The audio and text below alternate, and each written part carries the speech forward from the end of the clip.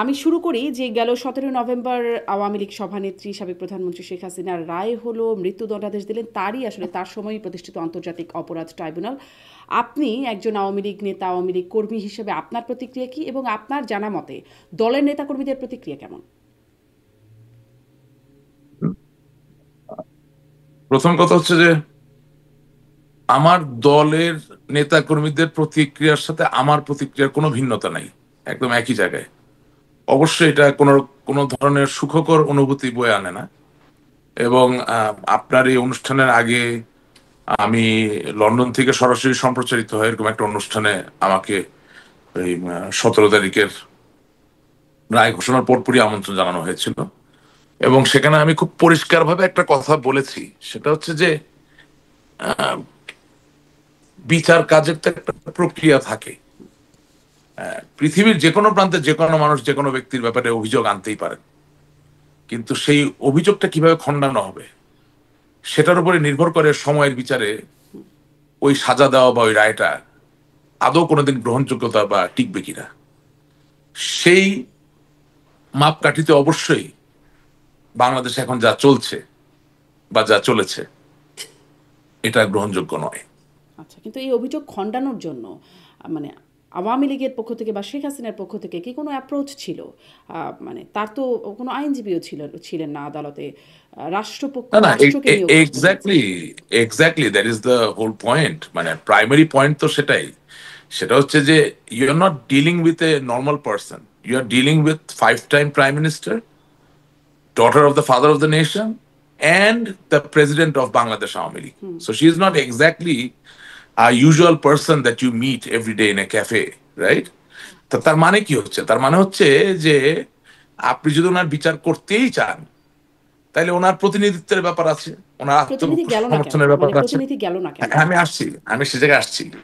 এখন কথা হচ্ছে আহ, আমি যখন এই বিষয়ে আলাপ করছিলাম ওই অনুষ্ঠানে, অপর পক্ষ থেকে আমাকে বারবার বলা হচ্ছিল যে আম, আহ, ওনাকে আমরা কিভাবে খবর দিব যে আত্মসমর্থন করার জন্য উনি আইনজীবী দেখ।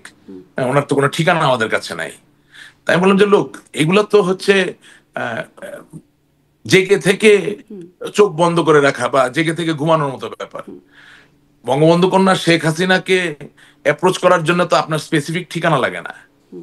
আপনি যদি স্পেশাল ট্রাইব্যুনাল, যেটা মানে বিশেষ পরিস্থিতিতে বিশেষ অপরাধের জন্য বিশেষ ট্রাইব্যুনালের মাধ্যমে বিশেষ একজন ব্যক্তির বিচার করতে চান, তাহলে বিশেষ ব্যবস্থাপনায় তাকে সঠিক বিচার দিতে পারবেন, সেই বিশেষ ব্যবস্থা আপনাকে করতে হবে। তার মানে অনেকগুলো বিশেষ না, সেই বিশেষ বিশেষ ব্যবস্থাপনা ট্রাইব্যুনালে। আমরা আমরা অবশ্য বরাবরই দেখেছি আদালত আসলে, যে আপনি বলছেন না জেগে থেকে ঘুমায়, আদালত সবসময়ের মতো এখনো এবারও আচ্ছা, আমরা আদালত জানতেন যে শেখ হাসিনা এবং না সাবেক আমি একটু ওই স্বরাষ্ট্রমন্ত্রী তারা প্রক্রিয়াটা, তারা দেশের বাইরে, জানার পরেও তারা যেন দেশ ছাড়তে না পারে না এরকম নিষেধাজ্ঞা জারি করেছেন। এই না বিষয়গুলো নিয়ে আমি আলোচনা একটু, হয়। না আমি একটু ওই প্রক্রিয়াটা একটু বলতে চাই। আমি একটু মানে প্রশ্নটা করে একটা দেই, তাহলে অল্টারনেটিভ একসাথে বলতে আপনি চাই। প্রক্রিয়াটা বলেন। প্রশ্নটা হচ্ছে যে, জি আমি একটু প্রশ্নটা জি এটা করে দেই যে মানে বিশেষ ব্যবস্থাপনায় করতে হবে তো বিশেষ মানে আদালত বা এই পাশটা হচ্ছে জেগে থেকে ঘুমাচ্ছে বলছেন। মানে ঘুম থেকে উঠে বা স্বয়ংক্রিয়ভাবে কেন আসামি পক্ষকে তার তার তার জন্য তাকে তো ডিপেন্ড করতে হবে, তাই না? সেটা না তো আমি তো আদালত ডেকে ডেকে আমি বলবে তো না। সে জায়গায় যাচ্ছিলাম জি, এখন বলেন। না। আদালতটাকে বলবেন কেন? আমি তো সে জায়গায় যেতে চাচ্ছি, আপনি বলেন। আমাকে যদি বলতে দিতেন। আমি এখন বলি, অসুবিধা নাই। শত বছরের ঔপনিবেশিক বিস্তৃতি দিয়ে গড়ে ওঠা বা ঘেরা যে আইন ব্যবস্থা বাংলাদেশের, সেখানে বাংলাদেশ বলে না, এমনকি যেই দেশ থেকে আমাদের দেশের আইনের এই এই যে সমসাময়িক আইনের যে উৎপত্তি করেছে, অর্থাৎ যেটাকে ইংরেজিতে বলা হয় কমন ল, যেটা ইংল্যান্ড বা যুক্ত রাজ্য থেকে আগত, হ্যাঁ, সেখানে কিন্তু এলান করার একটা ব্যবস্থাপনা রয়েছে। অর্থাৎ আপনি যদি সমন জারি করেন, আপনি যদি কারোর সম্পত্তি ক্রোক করতে যান, তাহলে আপনি খেয়াল করে দেখবেন যে যখন ওই ব্যক্তিকে খুঁজে পাওয়া যায় না, তখন সরকারের পক্ষ থেকে এলান করা হয়। অর্থাৎ হয় ঢোল বাজানো হয়, না হলে কোনো একটা মাধ্যমে একেবারে পাবলিকলি একটা জিনিস জানানোর একটা ব্যবস্থাপনা কিন্তু রয়েছে। শেখ হাসিনা কি এখন আমি জানতেন না কিন্তু যে তার আমি বিরুদ্ধে না মানে না আদালতে মামলা না চলছে? না না প্লিজ আমাকে একটু বলতেন। এই জন্য আমি প্রথমে একটা কথা বলেছি, বিশেষ অপরাধের জন্য বিশেষ একজন ব্যক্তিকে বিশেষ ট্রাইব্যুনালে আপনি বিশেষভাবে বিচার করতে চান, তাহলে সেই ক্ষেত্রে বঙ্গবন্ধু কন্যা জননেত্রী শেখ হাসিনা আপনি পাবলিকলি যদি একটা ফরমান জারি করতেন যে উনি চাইলে ওনার পছন্দসই উনি যে কোনো আইনজীবীকে পৃথিবীর যে কোনো প্রান্ত থেকে নিয়োগ করতে পারেন, তাহলে তো আজকে আর যাই হোক অনেকগুলো কারণের ভিতরে একটি কারণ কমে যেত। সেটা তো আপনি করেননি, আপনি এখনো তো করতে এটা সুযোগ পারতেন। আছে না, এখনো তো অ্যাপিল বাকি, এখন তো এখন পাবলিক এখন ফরমান কি জারি সুযোগ? করার দরকার নেই, আপনি তো পাবলিক রায় হয়ে গেছে, এখন কি অ্যাপিল না, করবেন? আপনার আপনার মনের ইচ্ছা ছিল ওনাকে ফাঁসি দেওয়া, আপনি ফাঁসি দিয়েই ফেলেছেন। এখন আর কি সুযোগ? অ্যাপিল। এখন যদি আপনি পরবর্তী 5টা মামলাতেও এই ব্যবস্থা গ্রহণ করেন, হ্যাঁ, তাতে কি হবে? তাতে আপনি যে আপনার ইচ্ছা মতো বিচারটা করে নিলেন এটা তো আর পরিবর্তিত হবে না, এটা তো হয়ে গেছে, এটা হয়ে গেছে। এবং না, বাস্তবতা হয়ে হচ্ছে যায়নি রাশিদ রহমান, যে হয়ে যায়নি, এখন আপিল না না প্রক্রিয়া বাকি না আছে, না আপিল না হওয়া না পর্যন্ত না, কিন্তু আমি বলছি মামলার চূড়ান্ত না না রায় হয়েছে বলে বলা যায় না। না, আপনি আপিলে যাচ্ছেন কখন? যখন আপনি এমন একটা জায়গায় এসে দাঁড়িয়েছেন যেখানে আইনটা করা এইভাবে যে জননেত্রী শেখ হাসিনা নিজে শারীরিকভাবে হাজির না হলে আপিল করতে পারবেন না। সেজন্য আমি বলছি যে আপনি তো বুঝতে পারতেছেন যে ওনার প্রাণনাশের হুমকি ছিল বলেই তো উনি এখন দিল্লিতে, বাংলাদেশে না। এই বিষয়ে কারো সন্দেহ নাই যে ওনাকে সুযোগ মতো কেউ পেলে তাকে হত্যা করবে।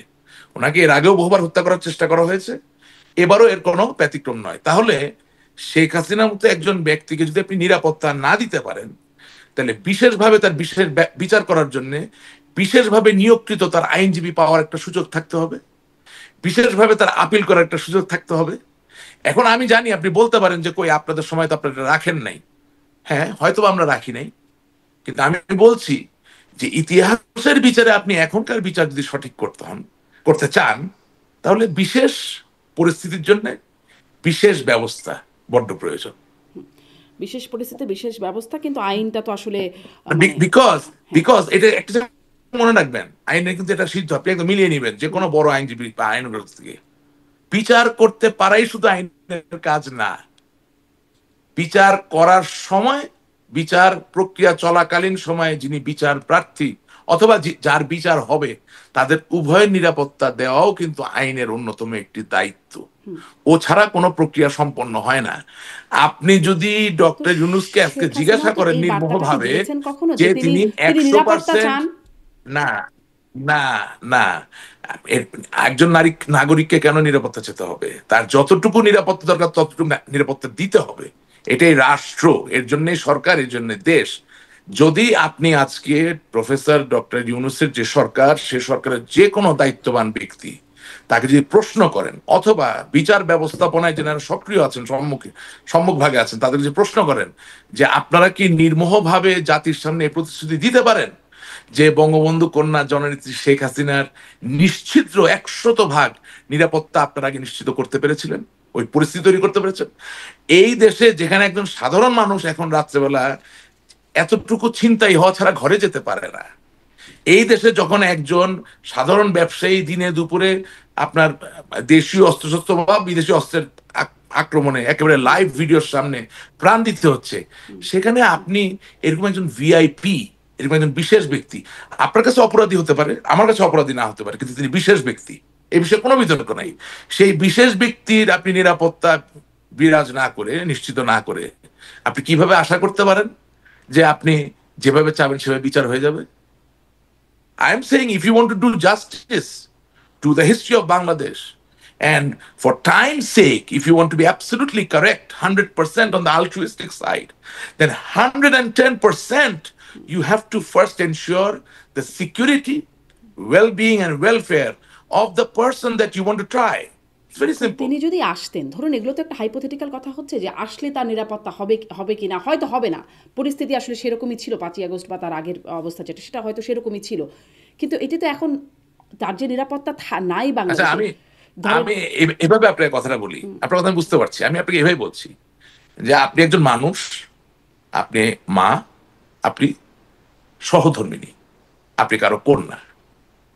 বিলিভ মি, আপনার মনে যদি এতটুকু শঙ্কা হয় যে কোথাও গেলে আপনার প্রাণনাশ হতে পারে, এটা হাইপোথেটিক্যাল নাকি কাগজে কলমে প্রমাণযোগ্য, এটার জন্য কি আপনি অপেক্ষা করবেন?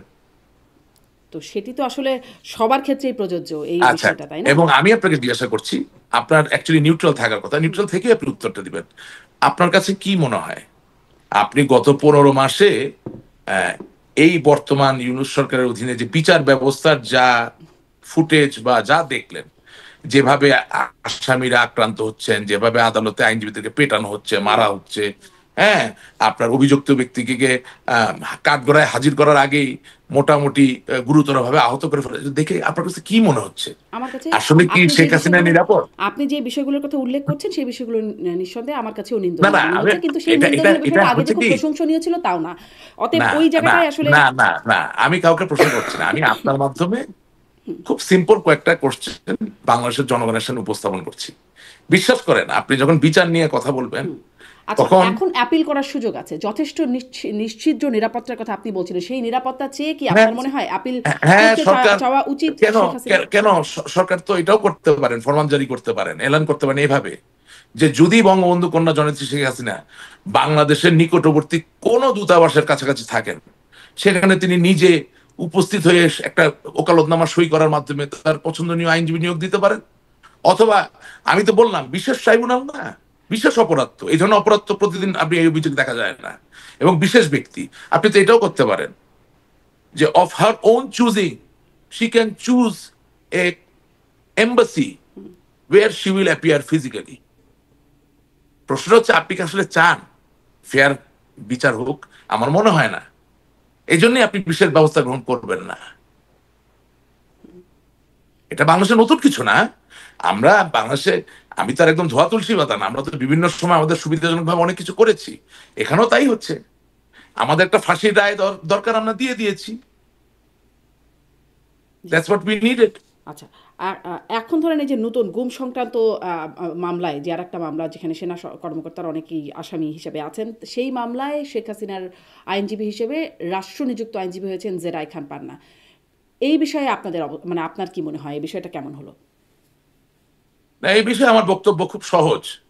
যিনি অভিযুক্ত তার মতামত ছাড়া তো আপনি কোনো আইনজীবী নিয়োগ করতে পারেন না। আমি কাউকে ছোট করব না, কাউকে বড় করব না, আমি কোনো কনস্পিরেসি থিওরিও খুঁজবো না, আমি এত সস্তা জায়গায় যেতে চাই না।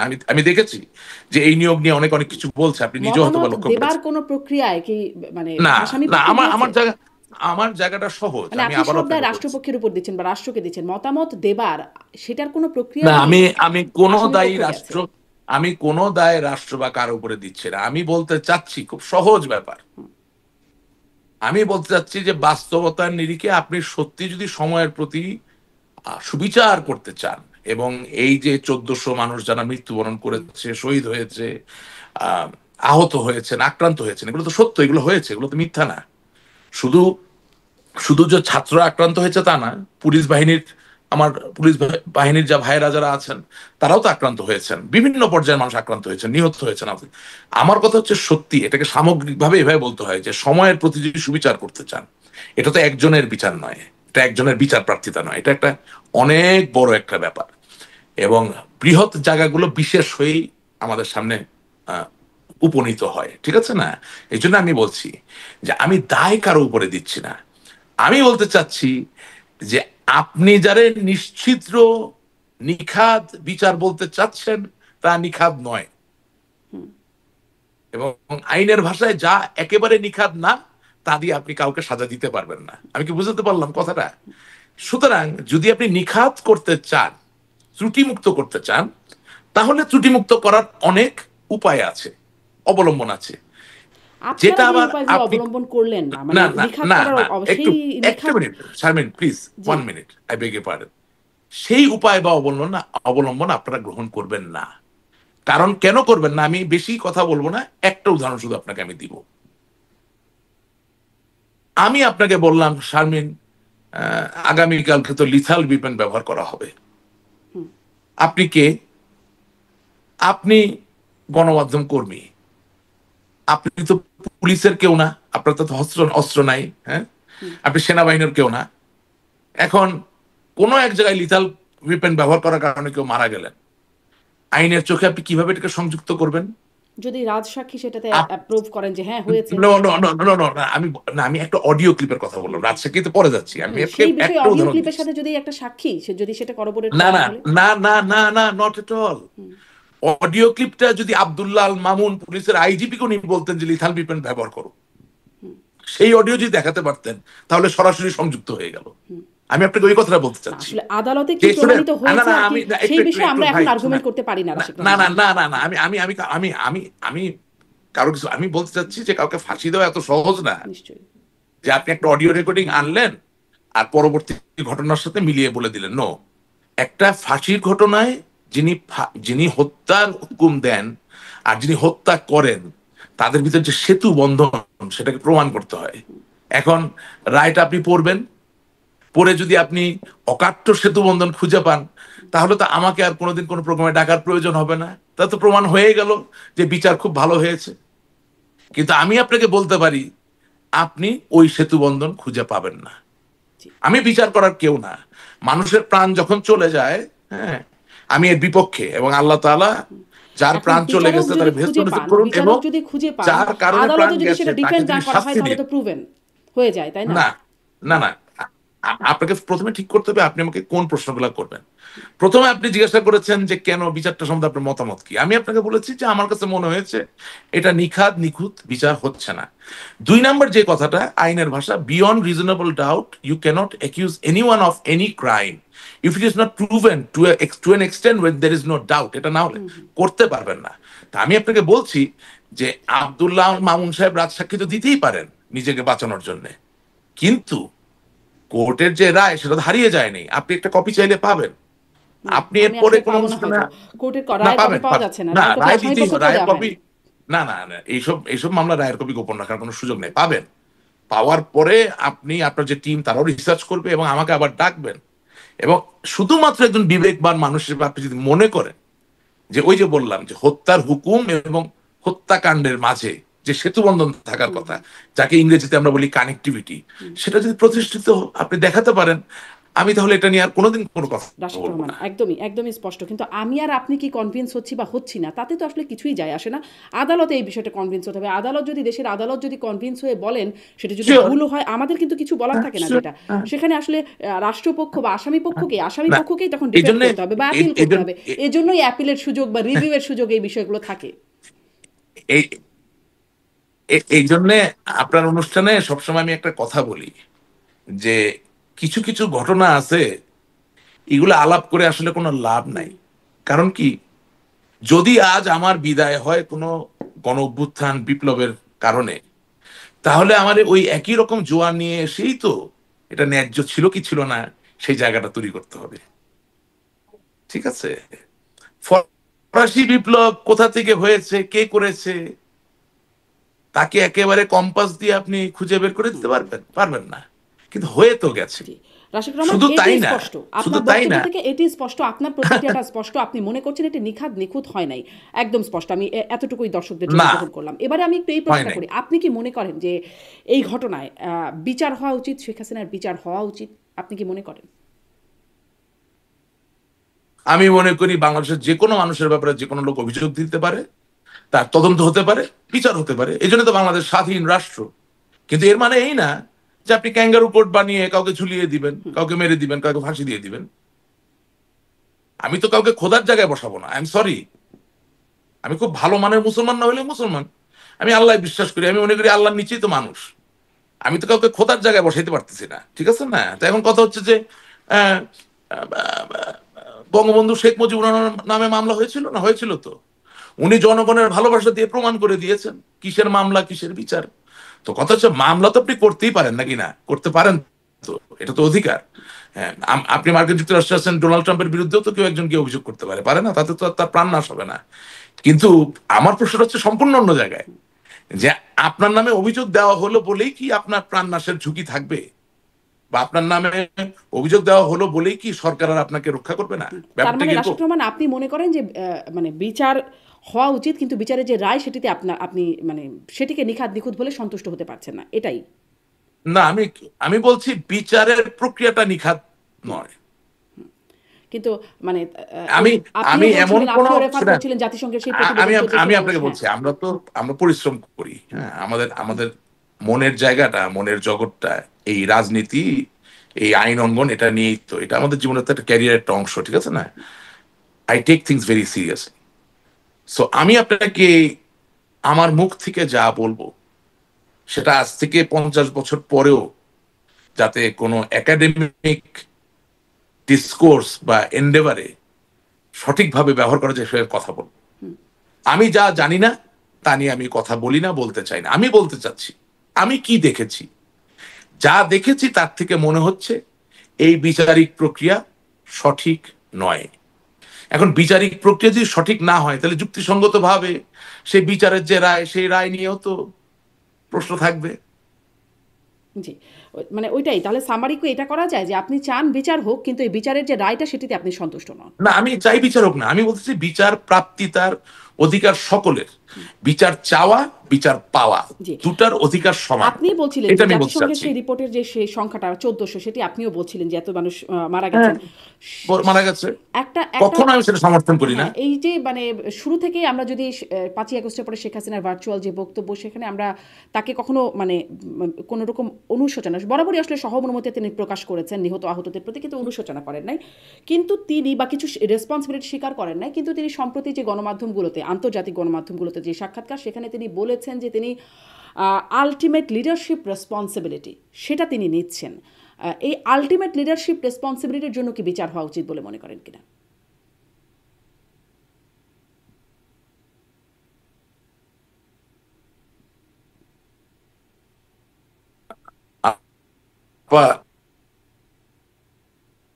কেটে গেছে, আপনি কি আরেকবার একটু বলবেন? কথা একটু কেটে গেছে। I am sure, sorry. হ্যাঁ, একটু ডিসকানেক্টেড হয়েছিল। আমি আবার প্রশ্নটা করছি যে জি, আমি যেটি বলছিলাম যে একদম শুরু থেকে 5ই আগস্টের পর আমরা শেখ হাসিনাকে কখনোই আমরা শুনি নাই যে তিনি আসলে অনুশোচনা করছেন বা মানে ক্ষমা চাইছেন, এরকম কিছু কখনোই দেখা যায় নাই। কিন্তু সম্প্রতি আন্তর্জাতিক গণমাধ্যমগুলোতে যে সাক্ষাৎকার দিয়েছেন সেখানে তিনি আলটিমেট লিডারশিপ রেসপন্সিবিলিটিকে অ্যাকনলেজ করেছেন, সেটি স্বীকার করছেন যে আমার আলটিমেট লিডারশিপ রেসপন্সিবিলিটি ছিল। সেটির জন্য কি তার মানে সেটির জন্য কি শাস্তিযোগ্য বলে মনে করেন কিনা আপনি? বিচার হওয়া উচিত কিনা? ওনাকে ওনার সাক্ষাৎকারে যেই উপদেশ দিয়েছেন এই কথাটা বলার জন্য, এটা খুব ভুল উপদেশ দিয়েছেন। মানে এটা তিনি নিজ থেকে দেন নাই, তার সাক্ষাৎকারটা এটি উপদেশে দিয়েছেন কারো? এটা তো আমি বলতে পারছি না, কারণ মানে ওনার সাথে তার ওইভাবে সরাসরি যোগাযোগ আমি কেন অনেকেরই নাই। তাহলে এবং কেন মনে হলো যেই উপদেশ দিয়েছেন উপদেশটা তিনি কারো কাছ থেকে না, নিয়েছেন? সুপিরিয়র রেসপন্সিবিলিটি বা আলটিমেট রেসপন্সিবিলিটি আমার কাছে মনে হয়েছে যে যেই উপদেশ দিচ্ছেন এটা বলার জন্য সঠিক হয়নি উপদেশটা। আর তিনি নিজে বলতে এখন পারেন কোন না এই কথা? এখন কোন সাক্ষাৎকার দিয়ে তো আর আপনি কাউকে ডাইরেক্টলি গিলটি করে ফেলতে পারেন না। না। বাট আমি বলতে চাচ্ছি যে আমি যদি সেই জায়গায় উপদেশ ওনাকে দিতাম, উনি যে চাইতেন, আমার যে সেই সুযোগ থাকতো, আমি অবশ্যই ওনাকে বলতাম যে ফুপু আপনি এই কথাটা বলবেন না, এটা বলবেন না, এটা আমি ওনাকে বলতাম। কারণ হয় কি, যখন আপনি কোনো বিচারের আওতায় থাকেন বা তদন্তের আওতায় থাকেন তখন কথা কম বলতে হয়। হ্যাঁ, কারণ অনেক সময় অনেক ইনোসেন্ট কথায় মানুষ সুযোগ নিয়ে নেয়। I hope you understand what I am trying to say. মানে আইনের একটা খুব বড় উপদেশের বা পরামর্শের জায়গা আছে, যে আইনজীবীরও কখনো বেশি কথা বলতে হয় না, যিনি বিচার প্রার্থী তারও কখনো বেশি কথা বলতে হয় না। যখন একটা প্রক্রিয়া শুরু হয়ে যায় তখন ওই প্রক্রিয়ার মাঝে যা আছে অতটুকু থেকেই কথা বলতে হয়। কারণ আপনাকে মনে রাখতে হবে যে তাহলে আবার আসলে আপনাকে তিনি কথা কি বলি। করবেন? মানে আপনি আপনার না জায়গা থেকে যদি আমি সুযোগ থাকতো আপনি এই আমি পরামর্শ দিতেন আমি বলছেন। না না হ্যাঁ, না না আপ আমি আবার আপনাকে কথাটা বলি। বিশেষ অপরাধের বিশেষ পরিস্থিতিতে বিশেষ ব্যক্তির বিশেষ বিচারে শুধুমাত্র দেশের মানুষ ওনাকে বিচার করছেন না, বা ইউনূস সরকারের গুটি কয়েক লোক তার বিচার করছেন না, সারা পৃথিবী তাকে বিচার করছেন। সুতরাং উনি কি বলবেন বা বলবেন না সেটা বলার আগেও তো ওনার আইন পেশায় সিদ্ধ সক্ষম ব্যক্তিদের পরামর্শ নিয়েই সাক্ষাৎকার দেওয়া উচিত আমি মনে করি। এবং আমি দেখেছি উনি অনেক লেখাপড়া করে, মানে উনি তো মানে she has a great knack, she reads a lot, হ্যাঁ, which is a very good thing. তাছাড়া তো ধরেন 15 বছর একটা দেশ চালানো যায় না, ভালো মন্দ যেভাবে দেখেন না কেন, it's just not possible, you have to have some special gift. আমি বিশ্বাস করি ওনার এই কথা বললে উনি এখন একমত হবে যে হ্যাঁ কথা ঠিক। কারণ বিশেষ পরিস্থিতিতে কথা বলতে গেলেও হ্যাঁ, আপনি আইনজীবী নিয়োগ করতে পারেন না না পারেন, আপনার একজন আইনজীবীর পরামর্শ নিয়েই কথা বলা উচিত। কারণ আপনাদের তো শুধু তিনি বাংলাদেশের আইনজীবীর ভিতরে পরামর্শ মানুষ নিয়ে কথা বলেন না, না। এটাও বা আপনি নিশ্চিত কি করে হচ্ছেন? তিনি তো আসলে আমি বলছি লিখিত, মানে ইমেইলে হ্যাঁ, রিপ্লাই করেছেন, সরাসরি হ্যাঁ, কথা বলেন। আমি বলছি বাংলাদেশের ভিতরেই তো আপনি শুধু বিচার হচ্ছে না, সমস্ত বিশ্বব্যাপী মানুষ যারা বাংলাদেশকে নিয়ে চিন্তিত তারা সকলে তাদের চোখের সামনে আপনার বিচারের সম্মুখীন হচ্ছেন। এবং যেহেতু আপনি লিখিত সাক্ষাৎকার দিচ্ছেন, সেখানে তো আপনার আরো এই কথা বলা উচিত না। উচিত না ভাই, মানে আমি আওয়ামী লীগ করি, আমি সেই জায়গা থেকে বললাম উচিত না। আচ্ছা, শেখ হাসিনা যেটি বলেছেন এখন সেটি তার এখন বলার আমি কেউ হলে নেই। ওনাকে কি বলতাম, এটা আমাকে জিজ্ঞাসা করবেন না, এটার উত্তর আমি দিব না। কেন উত্তর কারণ এটা দিবেন তো না আমার কেন? স্কিল। হ্যাঁ, এটা আমার স্কিল। যদি বাংলাদেশ আওয়ামী লীগের সভানেত্রী আমাকে কোনোদিন জিজ্ঞাসা করেন যে রাশেক রহমান তোমার এক্সপার্ট ওপিনিয়ন আমাকে দাও, এটা তো আমি ওনার জন্য রেখে দিয়েছি, এটা তো আপনাকে আমি দিব না। আচ্ছা, আচ্ছা, তো উনার দিস জন্য ইজ ফর হার, আচ্ছা, মানে উনি যেটা দিস করছেন, is for the party, this is for Awami League, এটা আওয়ামী লীগের জন্য। উনি যেহেতু ইমেইলে একদম লিখিত বক্তব্য দিচ্ছেন, ধরে নেওয়া যায় যে ভুল তিনি করেছেন, সুচিন্তিত আমি বক্তব্য এটা ভুল দিচ্ছেন। হয়েছে। আমি বলছি শুনেন, প্রথম কথা বিচারটা ত্রুটিপূর্ণ, বিচারটা নিয়ে প্রশ্ন করা যায়, এটা আপনার সামনে পরিষ্কার করলাম। 2 নাম্বার কথা, একইভাবে এইসব বিশেষ বিশেষ পরিস্থিতিতে লিখিত সাক্ষাৎকার দিতে হয় না, আর দিলেও এই আমার এখানে টিকটিকি করছে, হ্যাঁ, দিলেও এমন কারোর সাথে আলাপ করে সাক্ষাৎকারটা দিতে হতো যিনি বোঝেন যে আইনের পরিভাষায় বা আইনের প্রেক্ষিতে কতটুকু বলা উচিত, কতটুকু বলা উচিত না। আচ্ছা, তার মানে আপনি মনে করছেন আলটিমেট লিডারশিপ রেসপন্সিবিলিটি সেটা স্বীকার করাটা ঠিক হয় নাই, কিন্তু তিনি একটা যে এক জায়গায় যে বলেছেন তা স্বীকার না। না, আমি উনি আরেকটু প্রশ্নটা করি শুনেন, রাশেক রহমান, স্বীকার কারণ না তার অস্বীকার আগে না, না আমি একটু শেষ করি, আপনি আমাকে পুরো প্রশ্নটা শুনে তারপর বলেন। সজীব ওয়াজেদ আলটিমেট জয় তিনিও বলেছেন কিছু ইনিশিয়াল মিস্টেকের কথা, এপিকে দেওয়া সাক্ষাৎকারে, সেটি নিয়ে সম্ভবত কথা হয়েছে কিনা আপনার সাথে, কিন্তু তিনিও স্বীকার করেছেন ইনিশিয়াল মিস্টেক আছে। তারপরে তিনি এখন ইয়েস, যতগুলোতে শেখ হাসিনা বলছেন ততগুলোতেই তিনি, যেমন সাউথ চায়না মর্নিং পোস্টে তিনি তো বলছেনই, সেখানে খবরটা এরকম যে তিনি রিগ্রেট করছেন ওভার দ্য নিডলেস ব্লাডশেড যেটা তার অ্যাডমিনিস্ট্রেশন করেছে। Yes, that is অপ্রয়োজনীয় রক্তপাতের জন্য Sajib তিনি Wajed Joy রিগ্রেট has করছেন। correctly said. Sajib Wajed Joy is correct. Why? If you say it is a mistake, it's good. If you say you regret the loss of all these people, এটা তো মানবিক ব্যাপার, ভালো। এখন কথা হচ্ছে যে যেমন ধরেন রায়ের এক জায়গায় বলা হয়েছে we shall inflict, হ্যাঁ, তো আপনি যদি সত্যিকার অর্থে নির্মোহ বিচার করে থাকেন, আপনি ইনফ্লিক্ট কথাটা বলবেন কেন? আপনি আজকে ইংল্যান্ডে যান, 400 বছরের বিচারকদের রায় হাতে নিয়ে আসেন, ইনফ্লিক্ট শব্দটা কত জায়গায় খুঁজে পাবেন দেখেন তো। আপনি আমেরিকায়, আপনি যুক্তরাষ্ট্রের যে জুডিশিয়ারি সিস্টেম, এখানে তো ক্যাপিটাল পানিশমেন্ট আছে। ইনফ্লিক্ট শব্দটা তার মানে হচ্ছে যে কোনো সাজায় যদি বোঝা যায় যে আপনি প্রতিহিংসা পরায়ণ অবস্থায় আছেন, তাহলে তো সাজা নাল এন্ড ভয়েড হয়ে গেল। তো ইনফ্লিক্ট শব্দটা তো কোনো লোক নির্মোহ জায়গা থেকে ব্যবহার করতে পারে না। English is a very versatile language, right? তো আপনার অনুষ্ঠানে বাংলা ইংরেজি দুইটা মিলাই বলি এই কারণে যে আমাদের উপরে তো নজর বাংলা ভাষাভাষী মানুষদের যেমন আছে, ইংরেজি বলা লোকদেরও আছে। সুতরাং they have to understand what is going on. Inflict, আপনি একটু ব্যাখ্যা করেন কেন ইনফ্লিক্ট শব্দটাতে আপত্তি করছেন। আচ্ছা, আমি যদি বলি শারমিন চৌধুরীকে খুঁচিয়ে খুঁচিয়ে মৃত্যুর দিকে নিয়ে যেতে হবে এবং এর মধ্যে দিয়ে মৃত্যুদণ্ড কার্যকর করতে হবে, এটা তো কোনো রায় হলো না। কেন আপনার আমি খুঁজতে দেবো? আমি তো বিচারক। either I take your life or I don't take your life. Either I give you jail, award you with imprisonment, or I don't. Finish. না, আদালত তো বলেন না যে খুঁচিয়ে খুঁচিয়ে মৃত্যুদণ্ড। না, ওইটা আপনি উদাহরণ দেন, আপনি বুঝতে চাইলেন। মানে মানে ইনফ্লিক্ট শব্দটা এখন হয়েছে কি, আমি তো অধ্যাপক আব্দুল্লাহ আবু সাইদের মতো বাংলায় অত পারঙ্গম না, আবার ধরেন মরহুম সৈয়দ মঞ্জুর ইসলাম সাহেবের মতো ইংরেজিতে অত পারঙ্গম না, হ্যাঁ, তখন আমার বাবাও ইংরেজির অধ্যাপক ছিলেন, আমি অতটা না। সো ইনফ্লিক্টের যে ব্যাপ্তি আমি মনে বুঝতেছি, হ্যাঁ, কিন্তু একেবারে শব্দ ব্যবহার করে আপনাকে বুঝিয়ে দেওয়ার সহজ উপায় অল্প সময় হচ্ছে খুঁচিয়ে খুঁচিয়ে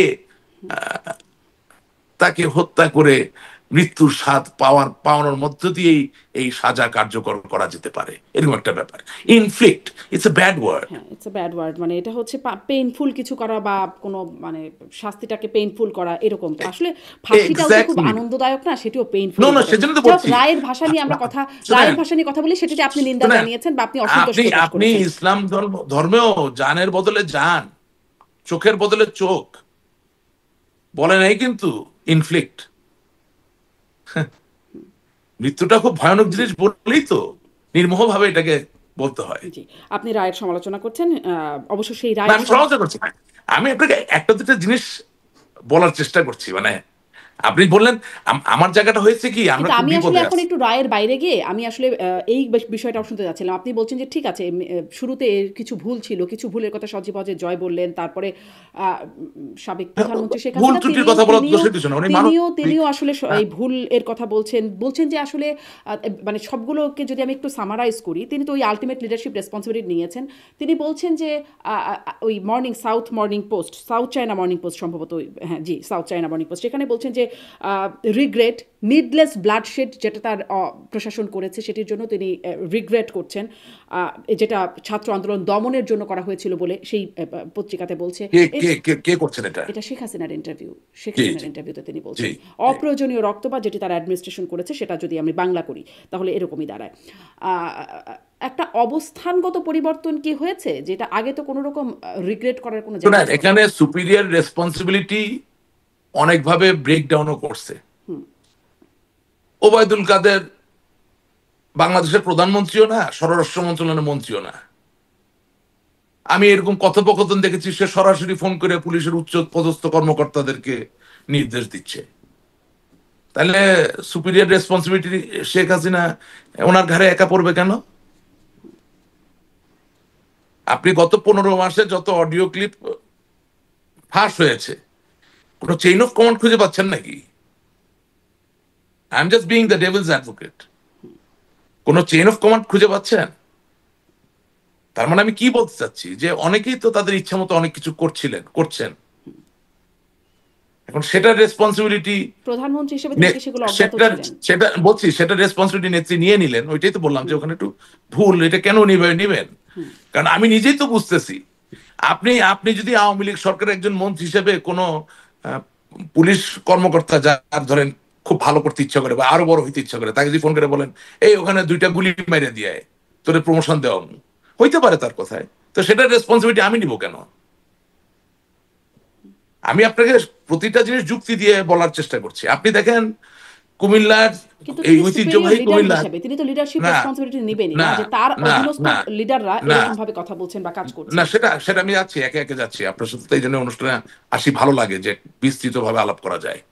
বিপদ আছে, বিস্তৃত ভাবে আলাপ করি, দলের ভালোর জন্য করি, দেশের ভালোর জন্য করি, আবার দেখি যে আমার দলেরই কিছু লোক বেশি বুঝে, মানে আপনাকে কি বললাম ওই কথা না বুঝে দেখা যায় বিভিন্ন আজে বাজে কথাবার্তা, মানে যেটা 15 বছর আওয়ামী লীগে চলছে, নিজেরা নিজেদেরকে খেয়ে ফেলা, হ্যাঁ, বা নিজেরা নিজেদেরকে ধ্বংস করা, এখনো এটা চলছে, এটা কোনো ব্যতিক্রম হয় না। ভয় দেখানো, বুঝলেন না, আমাকে সোশ্যাল মিডিয়ায় পোস্ট দিয়ে ভয় দেখায় যে আপনি যদি আবার এই ধরনের কথা বলেন তাহলে কিন্তু আপনার, আমি জানি বেটা জীবনে সব হারাইলাম, তোর ওই এক পোস্ট আমার কি যায়, ছাগল কোথায় গেল, বুঝলেন না কথাটা?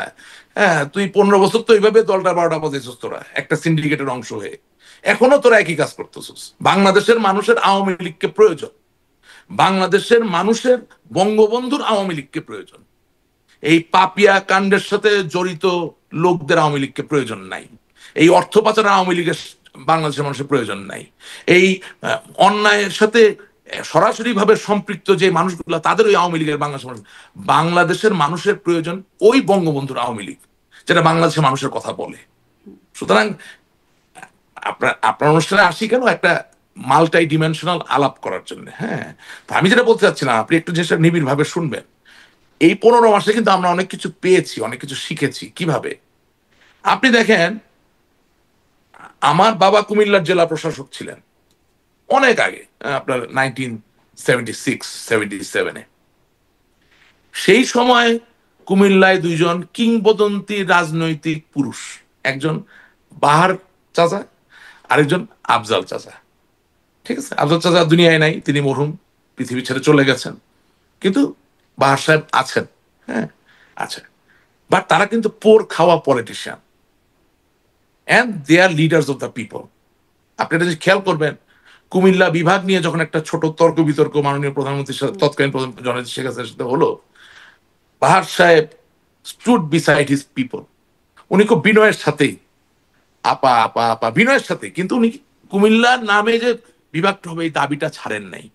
অথচ ওই সময় আমরা অনেক পলিটিশিয়ানকে দেখছি সত্য হোক মিথ্যা হোক ন্যায় হোক অন্যায় হোক কথা বলার শক্তি তাদের ছিল না, কিন্তু বাহার সাহেবের ছিল। আমি এই রেফারেন্সটা এই কারণে আনছি, আপনি দেখেন কিছুদিন আগে একটা অডিও ক্লিপ ফাঁস হলো, সেখানে দেখা গেল যে জনাব ওবায়দুল কাদের সাহেব বাহার সাহেবকে ফোন করে ডাইরেক্ট বলতেছেন, বাহার তুমি কুমিল্লা বিশ্ববিদ্যালয় টেক ওভার করো। এখন দেখেন কেন বাহার সাহেব একটা ট্রু আওয়ামী লীগের পলিটিশিয়ান, উনি কথাটা শুনে তার ভিতরে কোনো উলম্ফন, কোনো উত্তেজনা বা কোনো উন্মাদনা ছিল না। তার কণ্ঠে আমি বুঝলাম যে তিনি একটু পিছিয়ে গেলেন, পিছিয়ে গিয়ে বললেন যে ওটা তো লোটাস কামাল সাহেবের এলাকা। ওবায়দুল কাদের সাহেব বললেন, নেত্রী তোমাকে বলছে টেক ওভার করতে।